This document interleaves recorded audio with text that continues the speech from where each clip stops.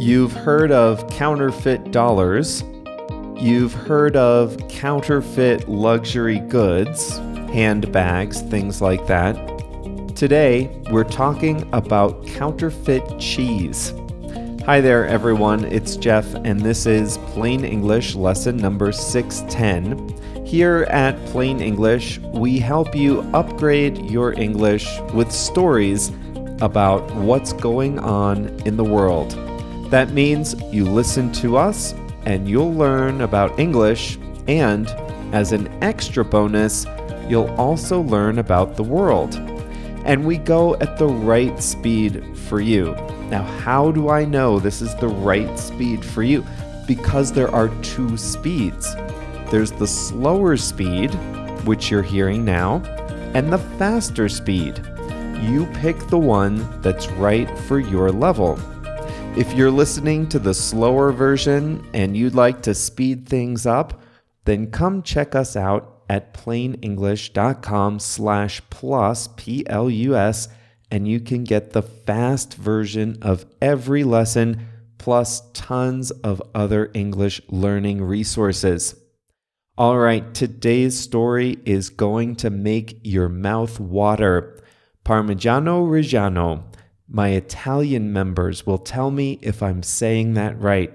Parmigiano Reggiano is a high-quality type of cheese made in Italy, using methods many hundreds of years old.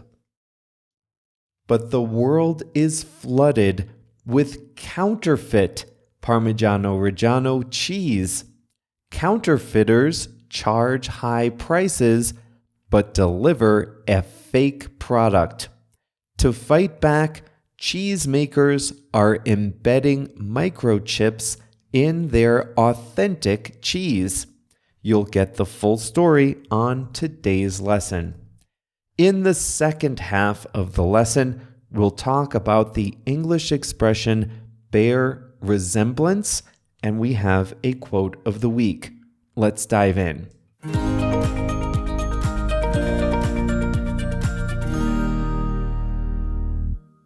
Today, we're talking about counterfeit cheese. But before we do, it's important to know the difference between counterfeit products and imitation products. A counterfeit product is intended to deceive the consumer, and it's theft of a brand's intellectual property. Think of all of the fake Gucci sunglasses or Louis Vuitton bags. An imitation product, however, is a product that's made to look as much like the original as possible, but does not present itself as the original. A counterfeit is illegal, and imitation is not. What does this have to do with cheese? Parmigiano Reggiano is a type of cheese. It's nutty, sharp, and salty. Parmigiano Reggiano is a protected name and product under European Union law. Like champagne from France, no food can be labeled Parmigiano Reggiano if it does not come from specific regions in the north of Italy. Furthermore, Parmigiano Reggiano must follow the 900-year-old cheese-making tradition from the region. The milk used to make it must be produced in the region from cows that live in the region, and the cows must be fed only food grown in the region. Parmigiano Reggiano must be aged for a minimum of 24 months, and there are other requirements. Real Parmigiano Reggiano is delicious. It bears little resemblance to the powdery stuff in the grocery store or on the table at an American pizzeria? That's because Parmesan cheese is a general category, not a protected name. Parmesan cheese at the store is an imitation, not a counterfeit. It's definitely not as good. It's cheap, but at least it's not pretending to be something that it's not. The real stuff can cost twice as much as even high-quality Parmesan cheese made elsewhere. Europe takes its food labeling seriously. If a product is labeled Parmigiano Reggiano, you know you're getting cheese made according to exacting standards. Or at least you should know that. Unfortunately, counterfeits are a real problem.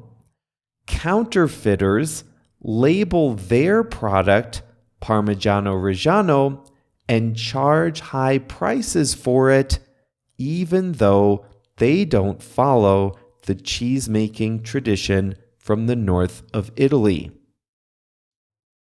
How can they get away with this?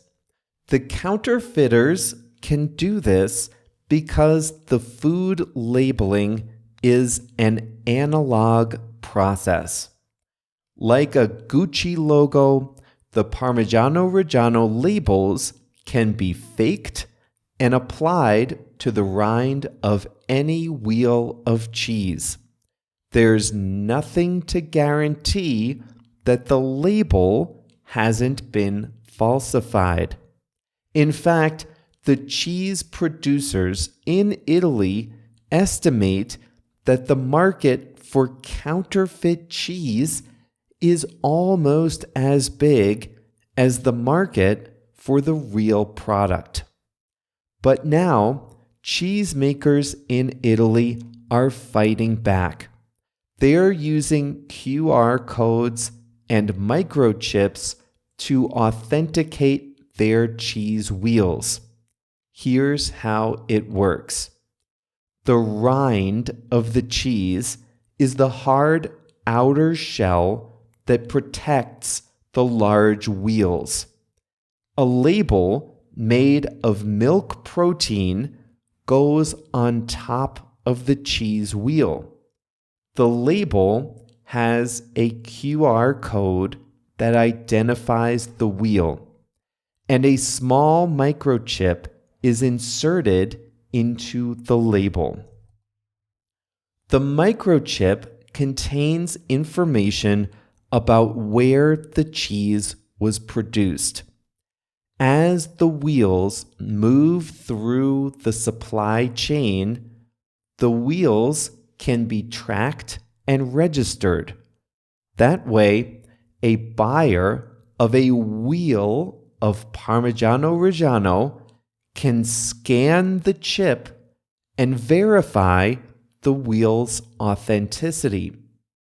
So when we talk about microchips in cheese, we're not talking about chips hidden in the cheese that a consumer would eat. And since there's only one chip per 40 kilogram wheel, it doesn't directly protect or affect individual consumers.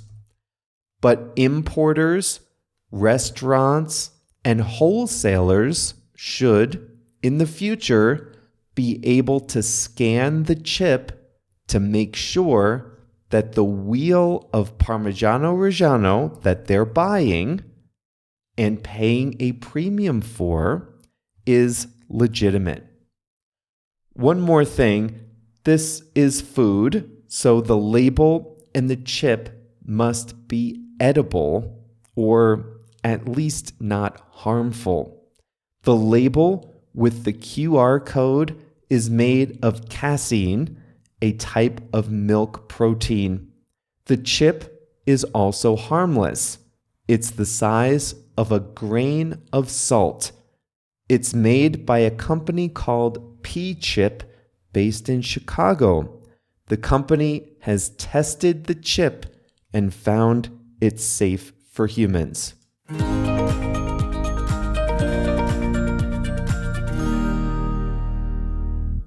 The company that makes the chips was also concerned, and this is funny, they were concerned about people worrying that they might swallow a chip and then someone could track them with the microchip. So like you go to a nice Italian restaurant, your pasta dish comes with grated Parmigiano Reggiano, you swallow a chip, and now a nefarious actor can trace your movements. The company swears that's not possible. The chips can't be read remotely. You need to scan them up close. And you can't scan one that might be in a human's digestive system. And also, the chip would probably not be in your system for too long. But to assuage public concerns, the CEO of the company ingested one of his own microchips. He feels fine. He said that nobody is tracking him except his wife, but she uses other methods.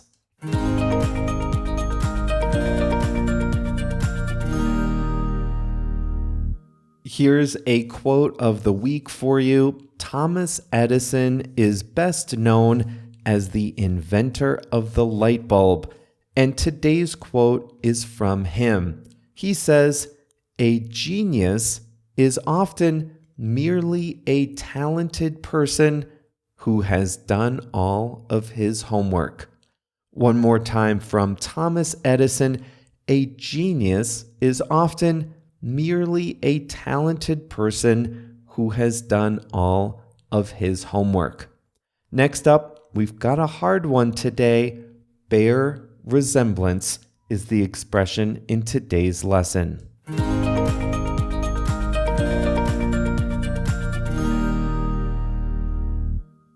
Bear resemblance is an expression we can use when saying one thing is similar to another thing in appearance or other characteristics.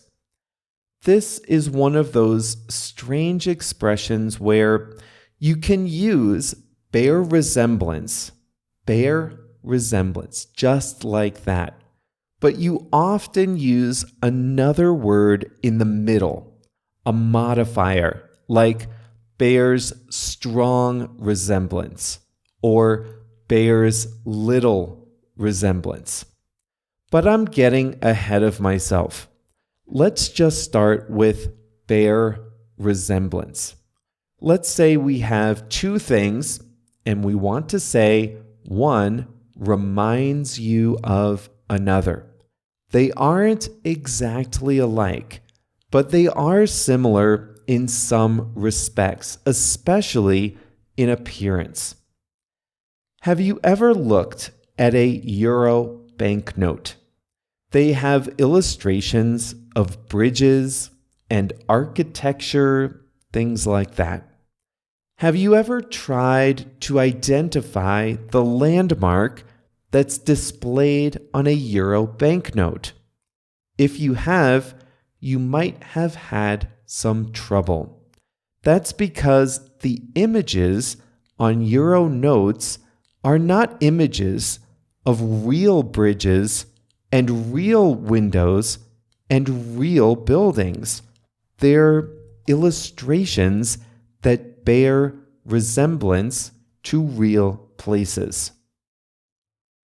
The central bank decided to print generic images that bear resemblance to the styles you find in many places in Europe.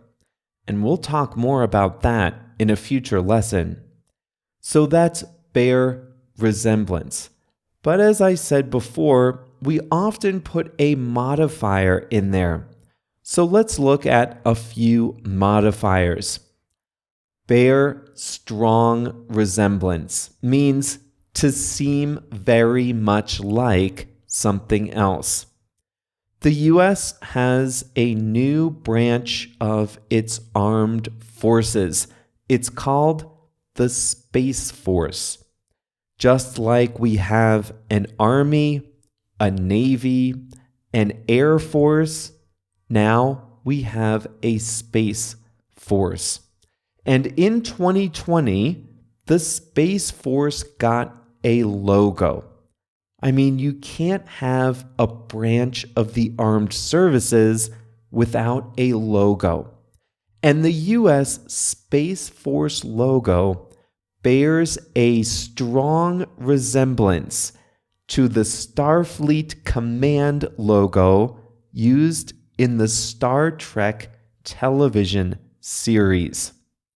The Space Force logo bears a strong resemblance to the Star Trek logo. That means the Space Force logo looks a lot like the Star Trek logo. The creator of Star Trek tweeted an image of it and said he's expecting a royalty payment. John Madden was a legendary football player, coach, and broadcaster, American football. And there's a comedian who does imitations. His name is Frank Caliendo. And when he does his imitation, Frank Caliendo's voice bears a strong resemblance to John Madden's voice. They sound very much alike, and the imitation is very funny. Bear little resemblance goes the other way.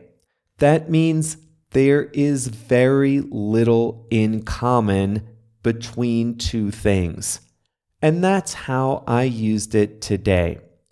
True Parmigiano Reggiano cheese follows a strict manufacturing process and must come from one region in Italy. Only 3 ingredients are allowed. But Parmesan cheese is a general category. You can make that anywhere. Today, I said that the powdery Parmesan cheese you buy at the grocery store bears little resemblance to authentic Parmigiano Reggiano. That means there are very few similarities between the two. They're not total opposites. They're in the same category. They're both food, they're both cheese, but the point is they have very little in common. Apple Computer was founded in 1976. The first mass-produced product was the Apple II. It was this massive beige box with a gray keypad. Apple still makes computers today, but the computers that Apple makes today bear little resemblance to those first models, which were sold in the 1980s. Again, they're in the same category. Both the MacBook Pro today and the Apple II of the 80s, they're both computers, but they don't have much in common. Today's MacBooks bear little resemblance to the Apple IIs of before. You can say bear some resemblance if there is some similarity. When I was a kid, I used to go to Yankee Stadium, a famous baseball stadium in the Bronx, New York. The Yankees had many good years there, but they didn't want to play in an old stadium forever. So they tore that one down and built a new one. The new stadium bears some resemblance to the old one. The field dimensions are the same, the colors are similar, the general architecture has a similar look and feel, but of course, it's all modern and updated. They did a good job of making the new stadium seem like an updated version of the old one. It also honors the history of the old stadium while having all the amenities that we expect today. So the new stadium bears some resemblance to the old one. Finally, bear a striking resemblance can mean you're surprised by how close the comparison is. Some people say that the actress Emma Corrin bears a striking resemblance to Princess Diana, who she plays in the Netflix show The Crown. That means people were surprised by how closely she looked like, behaved like, sounded like, seemed like the real Princess Diana. They say that in The Crown, the actress Emma Corrin bears a striking resemblance to the real Princess Diana. That was a tough one, right? Well, they can't all be easy. You don't have to use this one a whole lot, but it's a good one to have in your toolkit and pull out once in a while. All right, that's all for Plain English today. This was lesson number 610. So remember, the full lesson is available at plainenglish.com/610. We'll be back on Thursday and we'll pick up a topic I introduced in the expressions section of today's lesson. I told you that the Euro banknotes have illustrations that bear resemblance to actual places, but they're not actual places. Well, the Euro banknotes are in for a redesign, and we'll talk about that on Thursday.